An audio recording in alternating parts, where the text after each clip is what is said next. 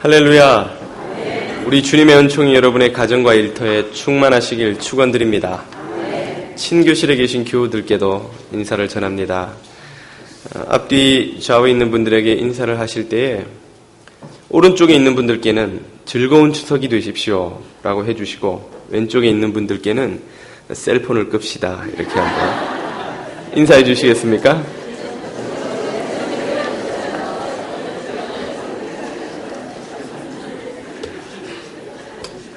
예배 때마다 본인의 존재를 알리고 싶어하는 셀폰들이 있어서 네.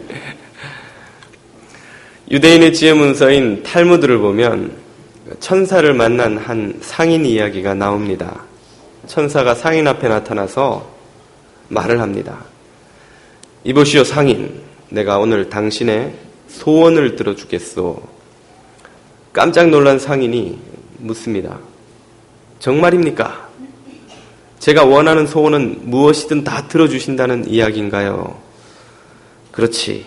당신의 소원을 내가 오늘 뭐든지 들어줄 텐데 단 조건이 있어. 그게 뭡니까? 당신 옆집에서 경쟁하는 상인에게는 2배를 줄 거예요. 네? 제가 100만 불을 받으면 그 사람은 200만 불을 받는단 말인가요? 그렇소. 제가 큰 거래를 따내면 그 사람은 2개의 거래를 따낸단 말입니까? 그렇지. 그러자 그 상인이 조금도 주저하지 않고 말하기를 내 한쪽 눈을 멀게 해주십시오. 그러더라는 것입니다. 끝입니다. 예. 이 이야기가 주는 메시지를 여러분 이해하시겠죠? 원수가 잘 되는 것을 보느니 같이 망하는 것이 낫다고 생각하는 이 심리는 인간의 보편적인 심성입니다. 이것을 무엇이라고 부를 수 있을까요? 시기라고 부를 수 있지 않겠습니까? 시기는 우리의 영혼을 병들게 하는 파괴적인 감정입니다. 시기는 우리의 영성을 갉아먹는 치명적인 마음 상태지요. 시기는 이 세상의 어떤 불길보다도 더 뜨겁게 타오르는 맹렬한 용광로와 같습니다. 시기의 불길을 견뎌낼 수 있는 것은 세상에 존재하지 않습니다. 우리 안에 있는 모든 선한 것들을 시기는 모두 죄로 만들어 버립니다. 그럼에도 불구하고 이 시기는 인간의 본성이기 때문에 그 누구도 이 시기로부터 완전히 자유로울 수가 없습니다. 독일 속담에는 남의 불행보다 기쁜 일은 없다 라는 말이 있습니다. 남의 불행보다 기쁜 일은 없다. 에이 목사님, 저는 남의 행복도 기뻐합니다. 그건 내가 더 행복할 때 이야기입니다. 내가 덜 행복한데도 나보다 더 잘 되는 사람의 행복이나 행운, 성공을 보고 기뻐하는 사람은 아마 세상에 거의 없다고 봐도 틀리지 않을 것입니다. 20세기 최고의 평신도 신학자라고 불리는 C.S. 루이스는 통찰하기를 사람들은 모두가 자신을 제외한 다른 이들의 수치, 하락, 파멸을 원한다고 말했습니다. 사람들은 모두가 자신을 제외한 다른 이들의 수치, 하락, 파멸을 원한다. 그는 또 현대사회가 평등주의의 가면을 쓴 시기심에 점령당했다고 말합니다. 평등주의를 내세우지만 실제로는 부자들에 대해, 성공한 이들에 대해, 경쟁자들에 대해, 동료들에 대해, 심지어는 형제, 자매에 이르기까지 내가 아닌 다른 이들의 성공과 잘됨과 행복을 시기하는 마음 상태가 현대사회를 점령하고 있다는 것입니다. 이것은 주님의 일을 하도록 부름받은 주의 종들에게서도 그리 예외가 아닌 듯합니다. 오늘 본문의 주인공인 요나를 보면 그것을 확인할 수 있죠. 우리는 어느덧 요나서 4장까지 도달했습니다. 1장에서 요나는 하나님의 명령을 어기고 다시스로 도망하다가 풍랑을 만나고 물고기 뱃속에게까지 추락하게 되지요. 2장에서 요나는 자아가 죽은 자의 기도를 드리고 하나님의 건짐을 받습니다. 3장에서 요나는 니느웨로 가서 불성실하긴 했지만 그래도 복음을 전했고 사람들이 회개운동을 일으키고 마침내 니느웨가 하나님의 은혜를 힘입어 용서받는 장면을 보게 됩니다. 이제 오늘 읽은 4장에서는 이 모든 상황들에 대한 요나의 마음과 하나님의 마음이 각각 서로 대조되어 등장합니다. 요나의 마음은 어떤 것이고 하나님의 마음은 어떤 것입니까? 요나의 마음을 한마디로 요약해 보자면 시기라고 말할 수 있습니다. 시기. 요나의 마음을 보여주는 본문 1절에서 3절의 메시지를 한번 보십시오. 1절에서 요나는 매우 싫어하고 성을 내었습니다. 격분했다는 뜻이죠. 분개했다는 뜻입니다. 무엇 때문에 그렇게 하였습니까? 그의 원수, 그의 민족의 원수 니느웨가 하나님의 은혜를 입은 것 때문입니다. 그들이 용서받은 것을 요나는 견딜 수 없었습니다. 화를 내었습니다. 그는 2절에서 하나님을 향해서 이런 원망의 기도를 드립니다. 여호와께 기도하여 이르되 여호와여 내가 고국에 있을 때에 이렇게 될 거라고 말씀드리지 않았습니까? 이렇게 될 줄 알았다 이 말이죠. 이렇게 될 줄 저는 알고 있었기 때문에 그래서 내가 빨리 다시스로 도망했던 것입니다.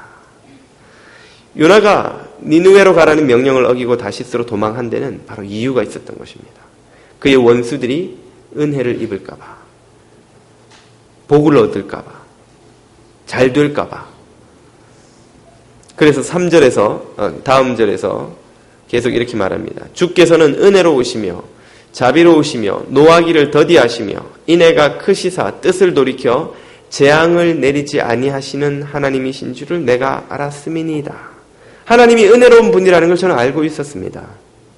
제가 화가 나는 이유는 하나님이 은혜로운 분이기 때문입니다. 요나의 세계관에서는 하나님은 나만의 하나님이지 원수의 하나님이 되어서는 안 되는 존재입니다.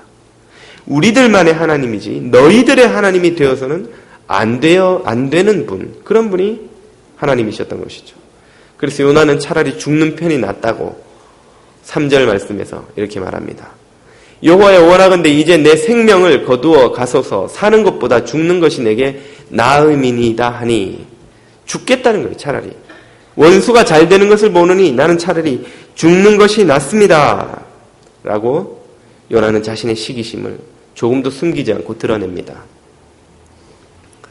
그리스도인이 그대로 가진 채 천국으로 들어갈 수 없는 마음이 있다면 그것이 바로 시기라고 할 것입니다. 왜냐하면 시기는 천국의 마음이 아니라 지옥의 마음이기 때문에 그렇습니다. 마크 부캐년이라는 설교가는 보이지 않는 것에 눈뜨다라는 책에서 이렇게 말합니다.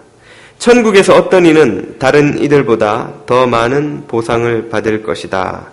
그러나 부러움을 느낀다든가 시기한다든가 원한을 품는다든가 후회하는 일 따위는 없을 것이다. 천국에는 시기의 마음이 자리 잡을 곳이 없다 하는 말씀이죠. 그러나 지옥은 그와 반대로 시기의 꽃이 피는 동산이라고 할 수 있습니다. 지옥은 미움의 햇살과 증오의 비를 맞아 시기의 꽃이 온 천지에 가득 피어나는 곳. 그래서 다른 이들이 아무리 사소한 것이라도 나보다 더 잘 되거나 더 가지거나 더 인정받거나 더 부러움을 사는 일을 견디지 못하는 곳, 그곳을 지옥이라고 부를 수 있다는 것이죠. 제가 자주 강조드립니다만 구원이란 우리의 존재가 이 힘든 세상에 살다가 편안한 파라다이스라는 어떤 공간으로 위치 이동하는 것 이상의 의미를 가지고 있습니다. 지옥은 구원이란 우리가 지옥의 마음을 버리고 천국의 마음을 얻게 되는 것, 그것을 구원이라고 부를 수 있는 것입니다.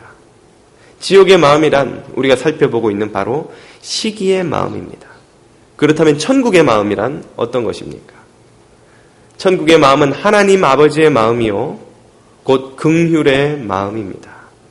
바로 이 사실을 주님께서 우리에게 깨우치시게 하기 위해서 오늘 본문 5절에서 11절 4장 후반부에 대미를 장식하고 계신 것이죠. 후반부에서 요나는 어떻게 행동합니까? 그는 니느웨 성을 나가 동편에다가 초막을 하나 짓고 기어이 니느웨가 망하는 것을 보고야 말겠다고 자리 잡고 앉았습니다. 그의 오만과 바꾸려 하지 않는 편협한 세계관을 주님께서 부수시고 하나님의 마음을 깨닫도록 하기 위해서 몇 가지 장치를 준비하셨습니다. 먼저 박농쿨을 준비하셔서 그 초막 위를 뒤덮음으로 뜨거운 중동의 햇살로부터 요나의 머리 위에 그늘을 만들어 시원하게 해 주셨습니다. 그러자 요나는 어떤 반응을 보입니까? 6절은 이렇게 말합니다. 후반부에서 요나가 박농쿨로 말미암아 크게 기뻐하였더니 이 구절은 우리가 무심코 지나갈 부분이 아닙니다. 왜냐하면 요나의 바로 직전의 모습과 너무나 대조되고 있기 때문입니다. 그는 지금 12만 명의 니느웨 백성들이 구원을 얻은 것으로도 조금도 기뻐하지 않을 뿐 아니라 오히려 격분하였는데 자기 머리에 시원한 그늘이 생겼다고 에어컨이 잘 나온다고 너무나 기뻐하는 모습을 보여줍니다. 이것은 새 차를 바꿀 때에 그토록 기뻐하면서도 잃어버린 영혼이 구원 얻는 일로는 그리 감격하지 않는 우리 자신과 너무나 닮지 않았습니까? 아주 작은 것이라도 얻고 그토록 좋아하면서도 하나님의 자녀들을 구원하기 위해서는 마음에 감흥이 일어나지 않는 우리들과 너무나 닮지 않았습니까? 하나님은 요나의 이 어리석음을 자신도 깨닫지 못하고 있는 시기의 마음을 깨우치기 위하여서 이번에는 벌레를 준비하셨습니다. 벌레가 박넝쿨을 다 갉아먹어서 죽은 박넝쿨이 햇살에 금방 말라버리자 그늘이 사라졌습니다. 예배 중에 에어컨이 꺼져버린 것입니다. 그러자 요나는 이번에는 그가 기뻐했던 만큼이나 크게 화를 냅니다. 격분하며 하나님께 왜 이 에어컨을 껐느냐고 그늘을 사라지게 했느냐고 원망을 쏟아넣습니다. 그러자 주님은 기다렸다는 듯이 요나에게 도전하십니다. 9절 말씀은 이렇게 하나님의 음성을 들려줍니다. 하나님이 요나에게 이르시되 네가 이 박넝쿨을 잃어버렸다고 말미암아 그것으로 화를 내는 것이 어찌 옳으냐 정말 바른 일이냐 하시니 그가 대답하되 내가 성내어 죽기까지 할지라도 죽도록 화를 내어도 옳은 것입니다. 당연합니다. 누가 화를 내지 않겠습니까? 당연히 화가 나지요. 이것은 오늘 우리가 수시로 하나님께 드리는 항변을 보여주는 것입니다. 하나님, 왜 내 기회를 가져가십니까? 왜 내 건강을, 왜 내 직장을, 왜 내 사랑하는 일을, 왜 내 부를 가져가셔서 내게 이런 어려움을 주십니까? 하나님 정말 내 인생에 관심이나 있기나 하신 것입니까? 정말 하나님이 선한 분이라면 내 인생에 이런 일이 일어나도록 내버려 두시는 것이 옳습니까? 누구라도 나처럼 화내지 않고는 견딜 수 없을 것입니다. 누구라도 내게 뭐라고 할 수 없을 것입니다. 제가 화내는 것은 정당합니다. 하나님은 비난을 받아 마땅합니다. 요나의 비난을 오늘 우리는 입 밖으로 내뱉든 내뱉지 않든 얼마나 자주 하나님께 쏟아놓는지 모릅니다. 그런 우리에게 주님은 10절의 교훈을 주십니다. 10절에서 주님은 이렇게 말씀하셨죠. 여호와께서 이르시되 네가 수고도 아니하였고 재배도 아니하였고 하룻밤에 났다가 하룻밤에 말라버린 이 박넝쿨을 아꼈거늘 무슨 뜻입니까? 이 박넝쿨을 네가 심었느냐? 이 박넝쿨에 햇살을 네가 비췄느냐? 이 박넝쿨에 비를 네가 뿌렸느냐? 그런데 너는 왜 그 박넝쿨이 네 것이냐 말하느냐? 은혜로 거저받은 것인데도 불구하고 준 이가 가져갔다고 해서 그것이 이토록 너를 격분하게 만드는 것이 과연 합당하냐? 이것은 오늘 우리에게 적용하자면 이런 뜻입니다. 네가 태어나기로 작정하고 태어난 적이 있느냐? 남자로 태어나기로, 여자로 태어나기로 태어나기 전에 네가 결정할 수 있었느냐? 1분에 심장이 40여 번 뛰어 피를 온몸에 골고루 보내도록 네가 명령한 적이 있느냐?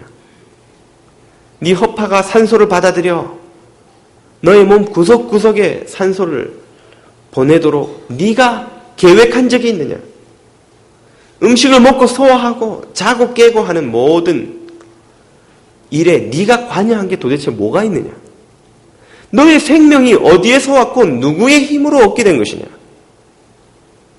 생명이 그러하다면 네가 네 것이라고 느끼는 생각하는 모든 젊음과 건강과 부와 사랑하는 이들과 가족과 기회와 직장과 이 세상의 모든 것들이 무엇 하나 네 손으로 네가 얻을 수 있는 것이 어디에 있느냐? 그 모든 것은 내가 은혜로 너에게 거저준 것이다. 그런데 그것을 너는 지금 네 것인 것처럼 말하는구나. 좋다. 백보양보해서 네 것처럼 여기도 된다고 치자. 그러면 네가 그것을 그토록 아까워한다면 하나님이 거저주신 은혜의 것도 내 것처럼 여기고 그걸 잃는 것이 그토록 아깝게 느껴진다면 나 하나님의 경우는 어떠하겠느냐? 11절 말씀에서 이렇게 말씀하시죠.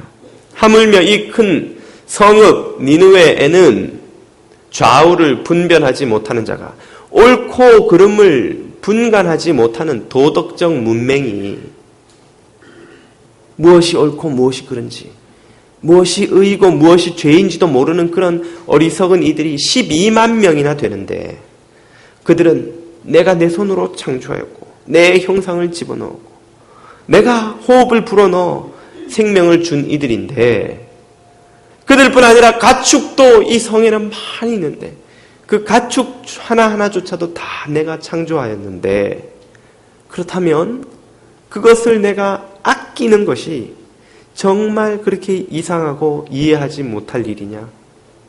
너는 네 것이 아닌데도 그것을 잃는 것이 그렇게 아까운데 나는 내가 창조한 내 것을 잃는 이 일로 마음이 아프고 안타깝고 아끼고 견디지를 못하겠는데 이 마음을 네가 이해하는 일이 그렇게 어려운 것이냐? 하나님 요나에게 묻고 계시는 것입니다. 아낀다는 것은 어떤 것일까요?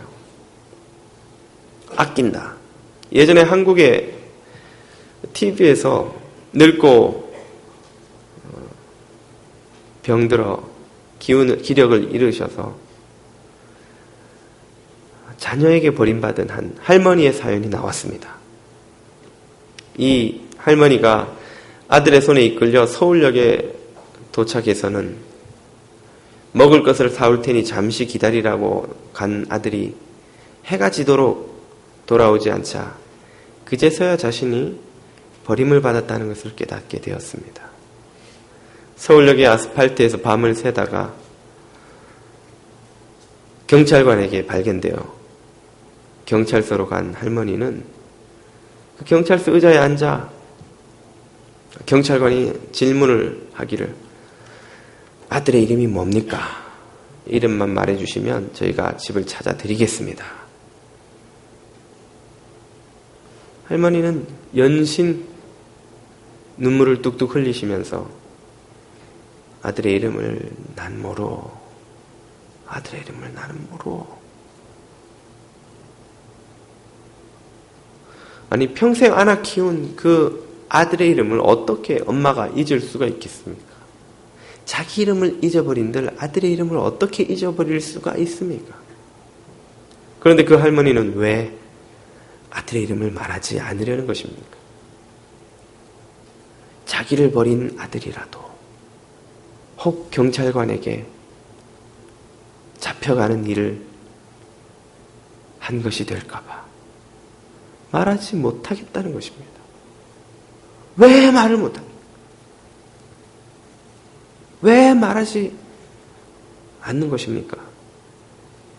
아들을 아끼는 것이죠. 나를 버렸는데도 아끼는 마음을 어찌할 수 없는 것이죠. 하나님께서 내가 이 12만 명의 죄인들을 아낀다라고 하실 때의 마음이 바로 그런 것입니다. 이 악한 인간들이 죄를 밥 먹듯이 하며 나를 거역하며 모든 불의를 행한다 할지라도 이제 그들이 처하게 될 영원한 멸망의 운명을 생각하고 있노라면 거역당하신 그 아버지의 마음이 아프고 쓰라리고 고통스러워 견딜 수가 없는 것입니다. 불에 댄 듯 아프고 칼로 저미는 듯 쓰라리고, 그래서 그들을 그냥 멸망당하도록 내버려두지 못하시는 마음, 그것이 바로 아끼는 마음입니다.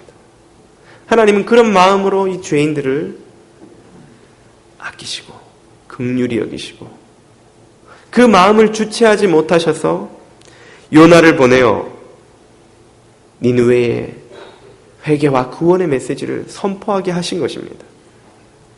요나는 그 하나님의 마음을 전혀 이해하지 못했기에 편협한 세계관으로 자신만이 그 긍휼을 누려야 된다고 생각했기에 다시스로 가지 않고 니느웨로 가지 않고 다시스로 도망을 쳤던 것입니다. 하나님은 그의 발걸음을 기어코 돌이키시기 위하여 풍랑과 큰 물고기를 준비하시고 니느웨에 와서도 그 마음을 깨닫지 못하자 그를 깨우치시기 위해 박넝쿨과 벌레와 뜨거운 햇살과 사막에서 불어오는 뜨거운 동풍을 준비하셨던 것입니다. 이제 우리는 하나님이 우리 인생의 풍랑을, 그리고 큰 물고기 뱃속 같은 절망을, 박넝쿨의 풍요와 상실을, 뜨거운 햇살과 동풍의 공고함을 허락하시는 이유를 깨닫게 되었습니다. 그것은 우리가 시기의 마음을 버리고 하나님의 마음, 긍휼의 마음을 배우도록 하기 위함입니다. 그리고 그것은 우리가 주님의 부르심에 순종하여 사명자의 길을 가도록 하기 위함입니다.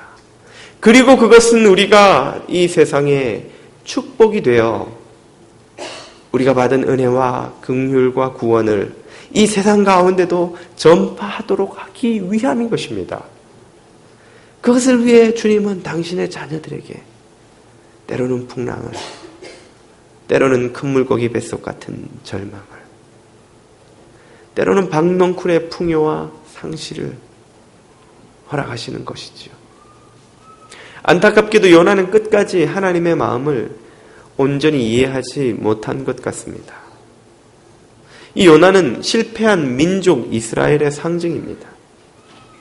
그러나 우리에게는 온전히 하나님의 마음을 깨닫고 온전한 순종을 올려드린 위대한 모범이 있습니다. 그 모범은 바로 우리 주 예수 그리스도 그분이시죠. 그분은 주님의 명령을 받고 주저하지 않고 니느웨 같은 이 땅 가운데로 내려오셨습니다. 그분은 겟세마네 동산에서 하나님의 마음을 온전히 깨닫고 완전한 순종으로 하나님을 복종하셨습니다. 그분은 돌아가지 않고 십자가를 향해 곧장 나아가셨습니다. 그분은 풍랑 같은 채찍질과 못질을 견디어내시고 물고기 뱃속 같은 죽음의 무덤을 이기시고 마침내 부활하셨습니다. 그분이 십자가에서 모든 것을 다 이루셨기에, 그래서 다 이루었다 고백하실 수 있으셨기에 오늘 우리들이 구원을 얻은 것입니다. 우리는 예수 그리스도, 새로운 요나 되신 그리스도의 순종으로 구원을 얻은 니느웨 백성들입니다. 그분의 순종이 없었다면 우리는 구원받지 못한 니느웨의 12만 명의 죄인들과 같았을 것입니다. 그분의 순종으로 우리는 영원한 생명을 얻게 되었습니다. 더 나아가 우리는 그분의 순종의 모범을 따르도록 부름받은 제자들입니다. 우리가 그분을 뒤쫓아 주님의 마음을 깨닫고 주님의 말씀에 순종할 때에 우리를 통하여 세상에 축복이 쏟아부어지게 되는 것입니다. 그러므로 구원이란 무엇입니까? 그것은 시기의 마음을 버리고 하나님의 마음, 긍휼의 마음을 배우는 것입니다. 주님의 마음을 본받는 자, 바로 그것이 오늘 우리들의 구원이자 우리들의 사명인 것입니다. 주님이 우리에게 그 구원을 허락하시는 이유가 무엇입니까? 그것은 주님의 마음을 깨달을 뿐 아니라 주님의 명령에 순종하여 세상의 축복의 통로가 되라는 것이지요. 오늘 저와 여러분 안에 아직도 남아있는 요나는 없습니까? 주님께서 우리 인생에 풍랑과 물고기와 박넝쿨과 햇살과 동풍을 준비하시는 이유를 깨닫고 주님의 마음을 배워 주님을 순종함으로 세상에 축복이 되는 저와 여러분 되시기를 축원드립니다. 기도드리겠습니다. 생명과 은혜의 주님, 주님을 본받고 주님의 말씀에 순종하여 세상에 축복될 수 있도록 저희를 사용해 주옵소서. 순종하는 요나 될 수 있도록 은총을 더해 주시옵소서. 예수님 이름으로 기도드립니다.